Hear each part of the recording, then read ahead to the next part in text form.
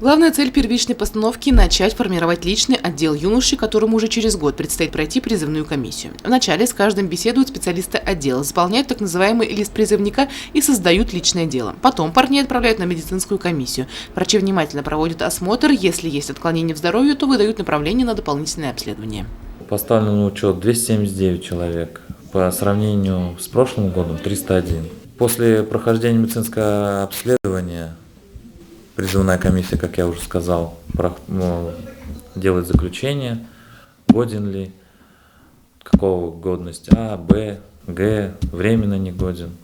Ну и, соответственно, определяет рода войск. Сухопутный, десант, ну и, соответственно, другие рода войск. По достижению 18-летнего возраста они проходят повторное медицинское обследование, медосмотры все. Также анализы. Доктора у нас проходят, какие они проходят? Врачей, окулистов, хирургов, дерматологов, наркологов, психиатров. Самые такие основные, которые, в принципе, и должны быть.